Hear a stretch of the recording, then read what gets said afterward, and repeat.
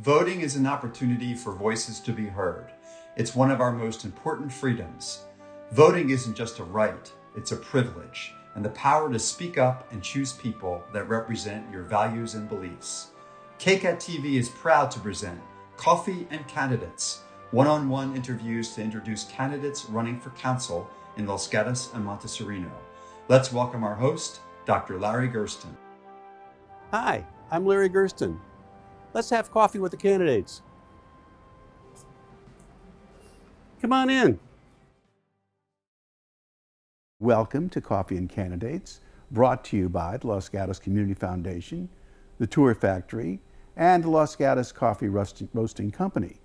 Also, let's not forget, we're here in the KCAT studios, and of course we couldn't have done it without our sponsors or KCAT, so we thank them all. So we're here today with Mary Badame, a candidate for the two-year slot, is that right? That's right. For the Los Gatos Town Council. Okay, it's your first shot? This is my first shot. Okay. Thank you so much for having me here today and the opportunity to discuss my candidacy and the reason for going for a two-year shot. But I'll give you a little history about myself. Great. I'm actually a long-term resident of Los Gatos. I graduated from Los Gatos High School in 1975, which is going to date me here. That's a long term. Okay. Yes. From there, I went on to San Jose State University and graduated in 1979 with a BS in Criminal Justice Administration. Wonderful. You'll also appreciate knowing part of my curriculum was taking a political science course. Our paths could have crossed, Larry. And I was there. You were there. That's sad to say. But I took night courses at the time because I work full-time during the day. After graduation, I became a community service officer for the city of Mountain View and went on to build an insurance agency in Los Gatos, for which I've been an owner and operator for over 30 years. Okay. Along the way, I missed the civic duties that I had in handling a community of Mountain View as a community service officer, so I became a team leader for the Victim Services Unit of the Los Gatos Monte Sereno Police Department. And then in 2014, I was appointed to the Planning Commission. And you've been on the Planning Commission since? Yes, I'm in my 7th year. Wow. Okay. So give us an idea of why you decided to run for the town council. You know, I have a lot of experience that I thought the council could use. You're going to lose 3 council members. That's significant. We don't have any incumbents that are running. And quite frankly, I'm very familiar with how the town operates due to being a planning commissioner, operating a business, volunteering my time with the police department. So I thought I would bring my experience and maintain the integrity of our town while we steer from the darkness of this COVID crisis. Yeah. So let's say you get elected, okay? Tell us about one or two of your goals. What do you want to see done? I want the vibrancy of the downtown and other business areas to come back to life. It's starting to come back to life, and I'm thrilled about that. So that's one thing I'm going to work on. The second thing, I'm very concerned about public safety. In my business, in the insurance world, we're dealing with a lot of wildfires and the risk that is to not only lives, but also to property damage to our homes. So that's another area I'll be working on as well. Go ahead. Go ahead, please. I've always worked in neighborhood preservation and preserving our hillsides as part of my duties on the Planning Commission. But now it seems like this COVID recovery is at the forefront. So in this era of COVID-19, as a council member, what do you think the council can do beyond what it's done to help these businesses, revive? Well, I think it's a matter of having a great community, for one thing. We are all rallying around to support our businesses, but we also need to shop local. We're dining local. I see a lot of vibrancy outdoors with families and couples having a good time on the sidewalks and being extended out onto the street with the K-rails.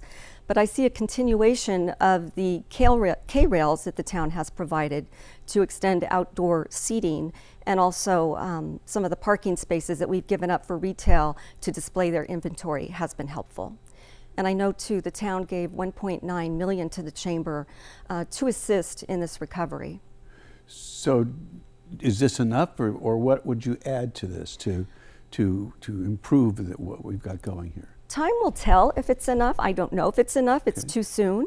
But it's going to be a work in progress. And winter is coming, so we have to explore how the outdoor dining is going to work when it's cold outside and rainy. That's going to be a challenge. Yes. Right. And at that point, well, we can only hope that perhaps there's a bit more federal aid.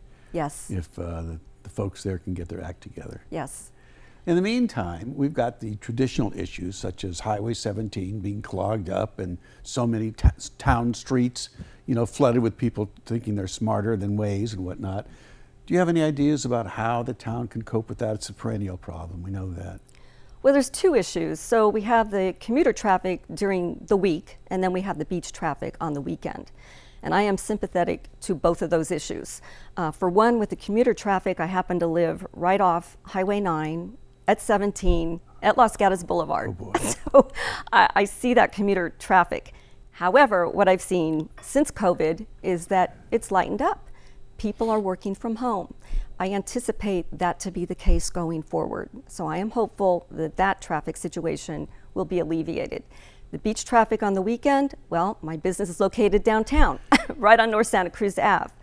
I know the town has worked with the mapping companies because a lot of the problem is the apps that are used that direct people onto our streets. The town has been unsuccessful in getting the tech companies to do anything about it. If I'm elected to town council, that's something I will continue to work on. Yeah, that's a problem. And when we talk about traffic, we might want to think about the traffic that's going on at the southern flank of the North 40, all that development going in there. I'm sure you know that there's that the developer wants to not build the 127 car parking structure for traffic there, and has taken his issue to the town. And what are your thoughts about that? I cannot comment on that because being on the Planning Commission, we just had a hearing on that about a week ago, and we continued the item. So it's going to come before me in another week.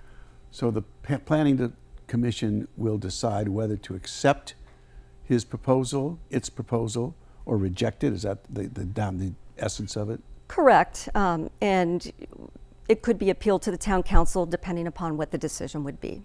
I would imagine either way the town council will get its arms around it. It's hard to imagine. Even if they decide we accept what the Planning Commission says. I mean, at some point they're gonna have to take a position one way or the other, don't you think? I suspect that will be the case. The application from the get-go set up conflict, and it just continues to brew. Are you concerned, without going into your position, are you concerned that this could lead to a expensive lawsuit? If we don't follow the law, I'm a firm believer in the rule of the law, and we are getting state mandates. We have a Housing Accountability Act that we have to comply with, and if we have to follow the law, we have to rule accordingly. If we don't, that results in litigation, and that costs a lot of money for the town, and it can be overruled, which is what happened with the original North 40 application. And if you follow the law, the rules are pretty clear. A deal's a deal, that was a term, and it was done after an awful lot of consultation and negotiations, checking into state law requirements of how many cars per whatever. And I guess sometimes you wind up with a lawsuit even if it's not of your choosing. I mean, we've done the right job, but that doesn't keep somebody necessarily from deciding that maybe they'll challenge it. Well, there are always people that will support a project and those that will oppose it. Right. So some people will not be happy, others will. Right. There's a couple of ballot issues that we'll decide this time around. So let's begin to delve into those. Of course, the one about the Finance Committee. What are your thoughts about that, Measure A? Well, I'm familiar with finance. I'm working with a budget. I do that all the time. In the insurance world, we have to have a certain amount of reserves so that we can pay out on our claims. With the town, we have a $60 million unfunded pension liability. How do we pay that down? We're likely not going to get the revenue that we are expecting from COVID, from property tax and sales tax. That can be a problem. So we have a finance committee right now. So do we leave things the way they are with the finance committee, or do we strengthen their voice? Now, we have experts in the community that can provide expert advice. They have backgrounds in finance and in the business world and investment portfolios. For me, I'm not going to take a position here with you. It's an initiative that's before the voters. I'm going to let the voters decide, and I will support their decision. Okay, let's talk about the other measure, Measure B, but before we do, let's turn to Sharon Childs of the Los Gatos Community Foundation. Sharon. Thanks, Larry. Hi, I'm Sharon Childs, Los Gatos Community Foundation President. I'm here in Oak Meadow Park by a historic bandstand gazebo where our history started in 1991. We fund local nonprofits for projects that they do to enhance our community. We also give out community service scholarships to our seniors at our 3 local high schools. The Los Gatos Community Foundation is proud to be sponsoring this Coffee and Candidates series. Welcome back. We're with Mary Badame, a candidate for the 2-year position on the Los Gatos Town Council. We talked a minute ago about Measure A, and as I recall, you said that you're not going to take a position.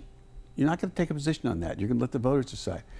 Some people would argue that elected officials or candidates should take positions so that the voters know where they stand on an issue. Will not taking a position, do you think, help you, or do you think some people will be expecting you to take a position? I believe some people will be expecting me to take a position. It's probably cost me some endorsements. I will live with that.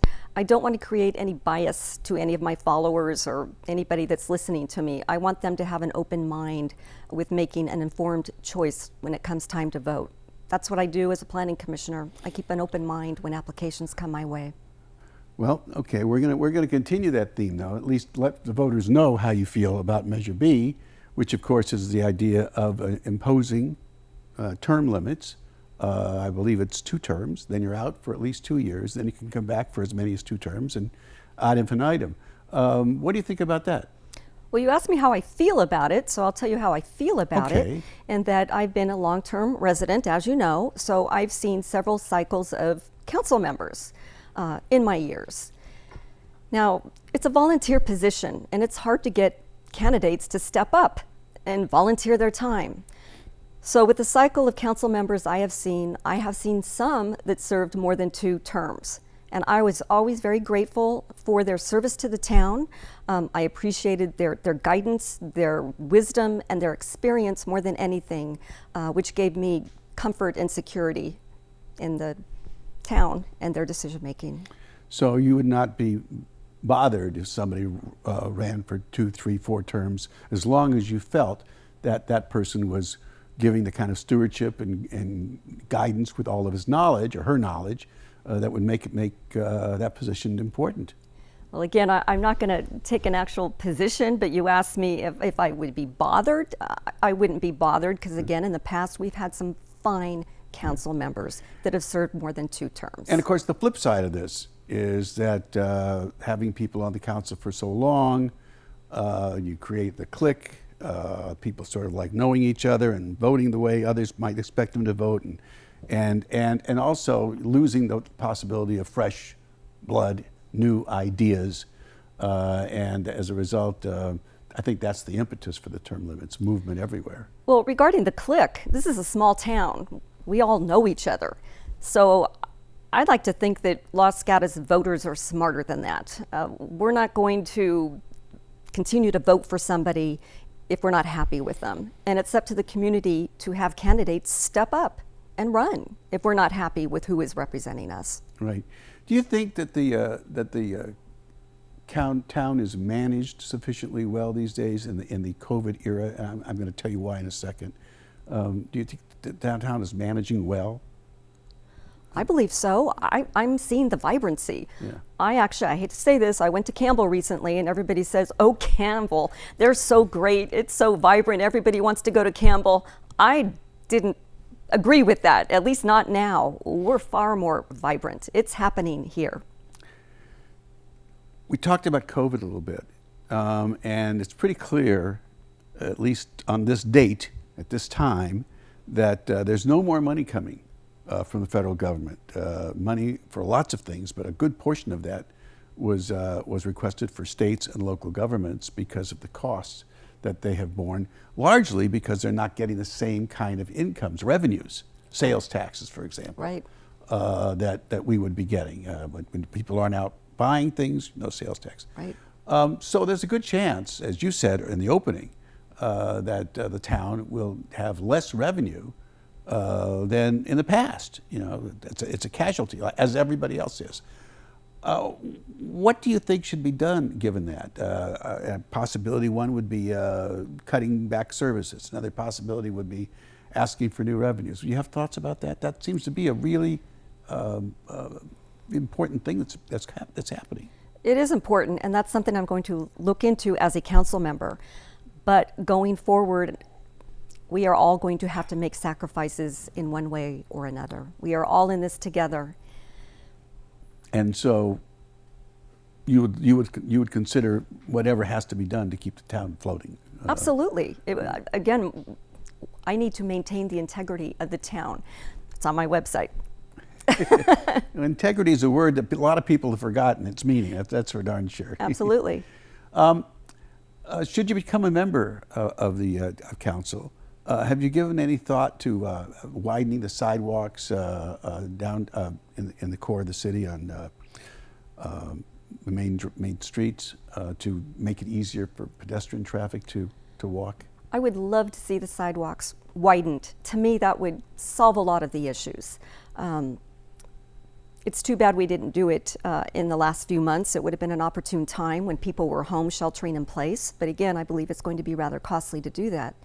But that would keep our downtown vibrant. Yeah, and I guess that would cost us parking spots. I mean, we've already lost some parking spots, correct? So it would cost more parking spots because it's a fairly narrow street. True, and that would be an issue, but I have to tell you, I work downtown, right on North Santa Cruz Ave, 215 North Santa Cruz Ave. I have to drive to work every day, and I leave sometimes at lunchtime, but usually I patronize a restaurant downtown. But when I do go home... There's a plug, folks. Okay. When I do go home, I come back and I have to find a new parking spot. I haven't had any trouble finding parking for several months, and this is even before COVID.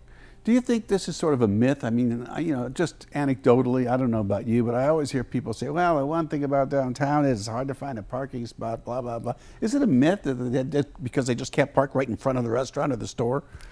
I think so. I mean, I hate to think that people are lazy. I mean, I like to walk and I like to bike.